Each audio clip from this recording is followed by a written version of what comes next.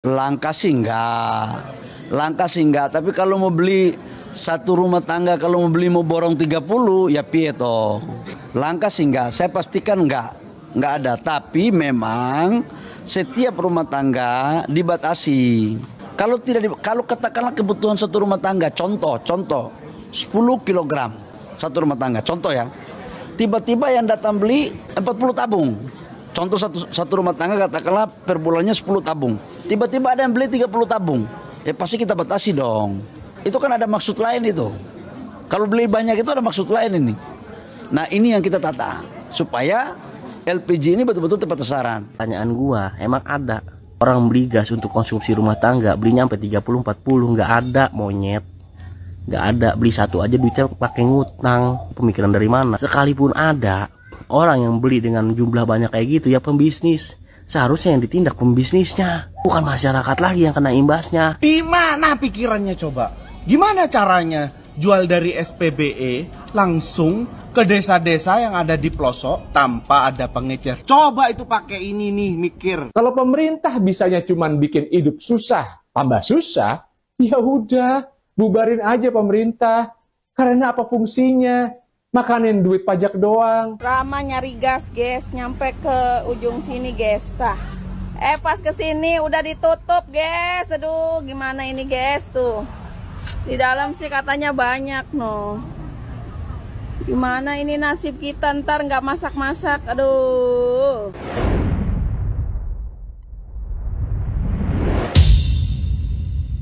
Mau nyari di mana lagi? Ini gas ya, di mana-mana pada kosong, di mana-mana pada kosong. Aduh. Kan gini kesian yang nyari-nyari gas pada jalan kaki ya. Di warung kagak ada. Emang sih bagus ide pemerintah. Biar nih orang yang jualan gas kagak sembarangan, kagak salah sasaran. Tapi kan rata-rata juga yang beli juga ya belum tentu punya motor ya. Kalau misalkan yang dijual di agen-agen resmi jaraknya dekat-dekat mah kagak ngapa. Lah ini jaraknya kadang-kadang jauh banget. Ya kan? Ibarat katanya niat untuk bantu rakyat, ujung-ujungnya apaan?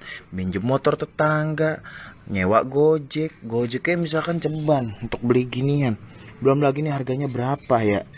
Gua mah yang kesian kadang-kadang kalau yang belinya lansia udah tua. Ya kan?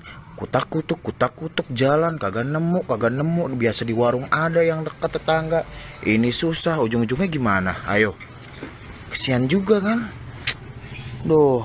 Larangan pengecer LPG itu aturan mengada-ngada dan bikin susah rakyat. Guys, masa pemerintah tahu-tahu bikin aturan yang ngada-ngada dan ngawur banget, yang malah bikin susah rakyat. Awalnya kan LPG itu boleh dijual eceran di warung-warung, tapi sekarang dilarang total dan wajib beli di agen resmi yang terdaftar. Wah, kenapa ya guys? Aturannya kok bikin susah rakyat kayak gini? Kalau bagi Muslim Arbi dari Gerakan Perubahan, kebijakan ini malah bikin se-Indonesia susah, apalagi bentar lagi bulan puasa. Muslim sendiri saranin agar Prabowo tuh batalin kebijakan yang aneh dan mengada-ngada ini, biar rakyat yang udah hidup susah nggak makin susah hidupnya. Menurut kalian, apa bagusnya ya guys kebijakan larangan jual LPG eceran ini? Mulai 1 Februari pemerintah mau stop layanan jual LPG 3 kilo ke pengecer.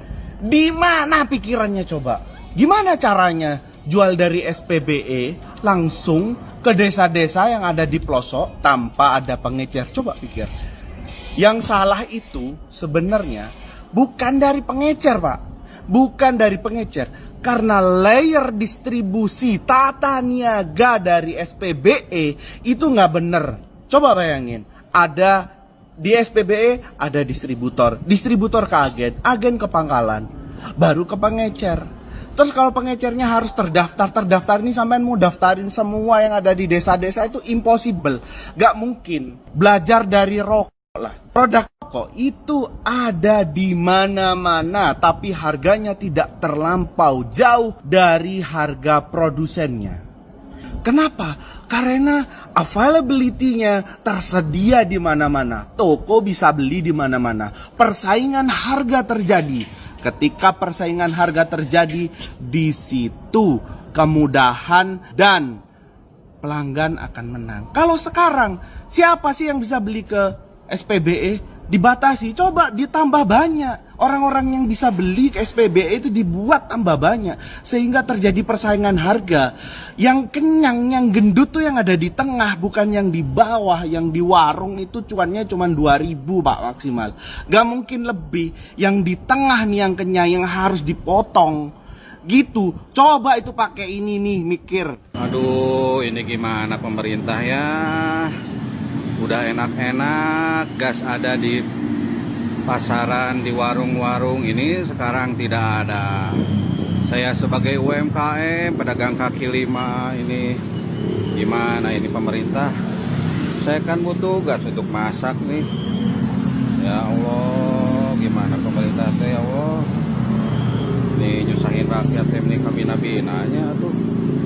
Saya teh butuh buat masak, ini teh bukan untuk apa-apa.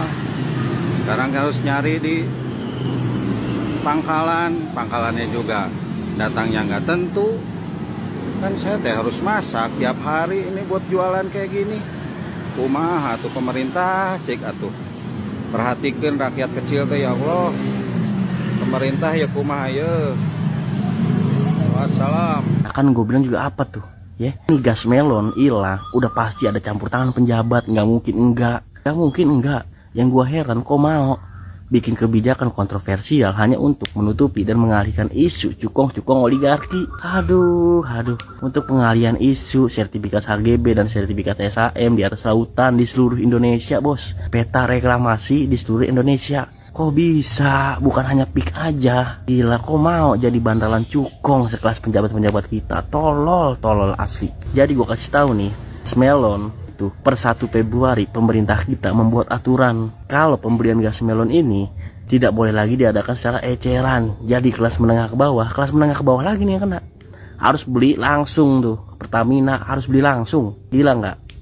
Bahkan Menteri Bahlul, kenal nggak lu Menteri Bahlul? Iya, yang gunanya dikit tapi minta gaji paling banyak. Dia bilang tuh, kalau untuk masyarakat, untuk konsumsi, beli gasnya jangan banyak-banyak. Pertanyaan gua, emang ada orang beli gas untuk konsumsi rumah tangga belinya sampai 30-40? Nggak ada, monyet. Nggak ada. Beli satu aja duitnya pakai ngutang. Pemikiran dari mana? Sekalipun ada orang yang beli dengan jumlah banyak kayak gitu, ya pembisnis. Seharusnya yang ditindak pembisnisnya, bukan masyarakat lagi yang kena imbasnya. Otak, pakai otak. Astaga, ini udah sama nih kayak kelangkaan minyak waktu itu. Langka minyak, masyarakat disuruh ngerebus sama Bu Megawati. Rebus makanan direbus. Tahu-taunya ada penjabat kita yang lagi gila ekspor minyak, ketahuan di Indonesia lagi krisis minyak. Kan gila, diusut. Enggak. Ini pemerintah kalau bikin peraturan yang bener lah, dipikir dulu yang serius gitu loh. Bakalan jadi gimana dampak dari peraturan itu. Apalagi ini urusannya bahan pokok, urusan gas melon 3 kg yang nggak bisa diganti sama bahan lain. Sekarang pemerintah bikin aturan, gas melon nggak boleh dijual di pengecer. Bolehnya di agen. Lah, sekarang agennya jauh. Emang lo pikir semua orang punya motor? Emang motor nggak pakai bensin? Lo bayangin kalau emak-emak yang harus jalan kaki 2 km bahkan lebih, nenteng-nenteng tabung gas kosong sama gendong anaknya. Pulangnya dia lebih berat, karena tabungnya udah ada isinya. Orang yang sehat aja bisa jadi sakit. Lah gimana kalau nenek-nenek? Agen gas jam 5 sore udah tutup. Lah kalau gas habis jam 7 malam, gimana? Rakyat nggak bisa makan sampai agen gas buka. Gitu. Terus gimana nasib tabung gas kosong yang ada di pengecer sekarang? Terus gimana pendapatan para pengecer? Pemerintah mikir dong, hidup rakyat sendiri kok dibikin susah. Hanya demi untuk mendapatkan hak mereka atas gas melon 3 kg. Yang sebenarnya udah jadi kewajiban pemerintah untuk memenuhi itu. Lah kok untuk dapat hak aja, sekarang malah dipersulit. Rakyat itu bukan pengemis, yang mentang-mentang miskin, jadi bisa diperlakukan seenaknya. Rakyat itu bukan mengemis subsidi. Rakyat cuma menuntut hak mereka atas subsidi. Subsidi itu bukan belas kasihan pemerintah. Subsidi adalah kewajiban pemerintah. Kewajiban pemerintah, karena pemerintah nggak bisa bikin rakyatnya mampu dan sejahtera. Gue tahu kalau gas melon cuma untuk orang miskin. Tapi emang siapa yang mau jadi miskin? Semua juga maunya jadi orang kaya. Tapi kenapa pemerintahnya nggak mampu bikin rakyatnya kaya dan sejahtera? Kalau pemerintah bisanya cuman bikin hidup susah, tambah susah, ya udah, bubarin aja pemerintah. Karena apa fungsinya? Makanin duit pajak doang. Sekarang lo bayangin, beli gas melon harus pakai KTP sama kakak. Rakyat itu mau beli gas, bukan mau ngelamar kerja. Mau beli loh, bukan mau minta, bukan mau nyolong. Ini peraturan udah bikin rakyat susah dan resah. Jadi harusnya bukan rakyat yang harus nunjukin KTP sama kakak buat beli gas melon. Tapi menteri yang bikin kebijakannya, yang harus nunjukin surat keterangan tidak di bawah pengaruh alkohol. Surat keterangan bebas kepentingan pribadi. Surat keterangan bebas pengaruh oligarki. Surat keterangan bebas dari kebodohan. Surat keterangan bebas dari penyakit jiwa. Dan harus dicek, palsu nggak tuh dia ijazahnya? Lo tahu nggak siapa menteri yang bikin peraturannya? Lo googling aja sendiri, biar paham.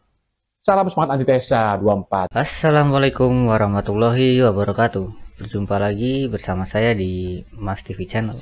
Barusan tadi kita saksikan ya sebuah pernyataan dan juga penjelasan dari Menteri SDM ya, yaitu Bahlil Lahadalia yang berstatement bahwa isu atau berita kelangkaan gas bersubsidi yaitu gas 3 kilo atau orang-orang biasa menyebutnya gas melon itu tidak benar ya. Gasnya sebenarnya tidak langka menurut Pak Bahlil. Hanya saja untuk para pengecer jumlah pembeliannya itu dibatasi ya. Dan Pak Bahlil beranggapan bahwa jika seandainya satu rumah itu membutuhkan ya paling enggak 10 kilo, membutuhkan 10 kilogram gas selama sebulan, tapi membelinya sampai 30 atau 40 kilo itu berarti kan di situ ada apa-apanya. Nah, itulah yang hendak di stop. Seharusnya ya satu rumah itu ya 1 atau 2 tabung saja lah, jangan terlalu banyak. Tetapi kan hal tersebut diprotes ya oleh netizen ya. Ya mana mungkin ada satu rumah tangga membeli sampai 20-30 tabung gas. Kalau hanya untuk kebutuhan setiap hari di rumah ya saya rasa 2 tabung saja itu sudah lebih dari cukup. Kalau sampai 30-40 ya itu berarti itu ya sudah jelas pembisnis, bukan lagi untuk kebutuhan rumah tangga. Harusnya itu yang diurusi, harusnya itu yang dibuat caranya lah agar bisa lebih terkondisikan. Dan di lain sisi juga bagaimana para masyarakat kecil ini akan membeli gas ke pangkalan-pangkalan ya yang terdaftar atau ke agen-agen yang terdaftar resmi. Sedangkan agen-agen itu kadang jaraknya kan jauh dari rumah-rumah warga. Kalau seandainya ada yang kehabisan gas di malam hari, sedangkan di warung-warung terdekat sudah tidak lagi diperbolehkan menjual gas kan membuat rakyat kebingungan dan kesusahan. Untuk memperoleh gas saja harus menempuh jarak yang jauh ke agen-agen gas resmi. Bukannya selama ini kan para pengecer itu juga mempermudah masyarakat kan, tidak harus pergi jauh-jauh. Ya setidaknya di tetangganya yang berjualan atau membuka warung kan pasti menjual gas. Jadi walaupun tengah malam ataupun sore-sore kehabisan gas tidak bingung, tidak perlu payah-payah mencari jauh-jauh. Kalau di agen-agen resmi itu kan kemungkinan ya jam 5 itu sudah tutup, sudah tidak lagi melayani pembeli. Kalau seandainya habisnya jam 8 malam atau tengah malam, bagaimana masyarakat ingin mencarinya? Kalau di eceran-eceran itu sudah tidak lagi menjual tabung gas. Ini kan sebuah kebijakan yang seolah-olah kurang konservatif gitu ya. Asal aja buat kebijakan, semuanya dipukul rata. Dan para pengecer-pengecer ini juga paling ambil keuntungan berapa sih? Paling ya 2.000, 3.000. Kalau di atas-atasnya itu yang mungkin bisa mengambil keuntungan lebih. Harusnya itu yang diamankan, diatur lebih efisien, jangan dipukul rata seperti itu. Para pengecer-pengecer ini juga membantu rakyat kok, membantu masyarakat di pedesaan-pedesaan yang jauh dari agen-agen resmi. Mereka kan tidak bisa menjangkau karena soal jarak, juga soal kendaraan. Ya, para pengecer-pengecer inilah yang setidaknya bisa menyediakan gas di dekat-dekat rumah mereka. Tidak perlu menempuh jarak yang jauh, tidak perlu menghabiskan banyak waktu untuk sekedar membeli gas. Ini sangat soal kelangkaan gas ini kan salah satu hal penting juga di rumah tangga ya. Kalau sampai kesusahan ini bisa bahaya, semua orang nanti bisa protes kalau kelangkaan gas ini sampai menyebar ke seluruh negara Indonesia. Harusnya Pak Menteri Bahlil Lahadalia ini melakukan konservatif dulu lah. Bermanfaat nggak para pengecer ini untuk masyarakat di pedesaan, di pelosok-pelosok desa? Kalau Anda tidak tahu realitanya ya jangan asal ceplas-ceplos seperti itu, asal membuat kebijakan. Ini kan sangat menyusahkan rakyat ya.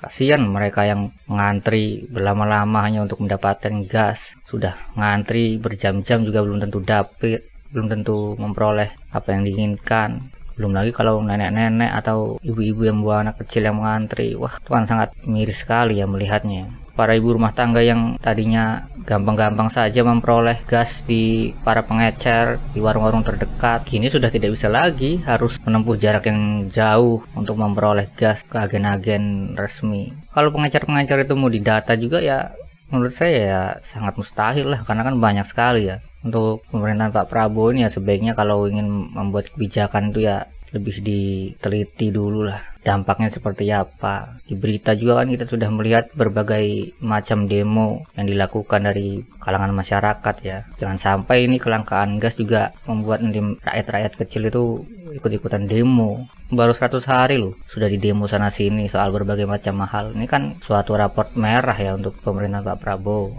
Mungkin cukup sekian dulu komentar saya soal kelangkaan gas 3 kilo atau gas bersubsidi ini. Silakan tulis pendapat kalian tentang kelangkaan gas ini di kolom komentar. Wassalamualaikum warahmatullahi wabarakatuh.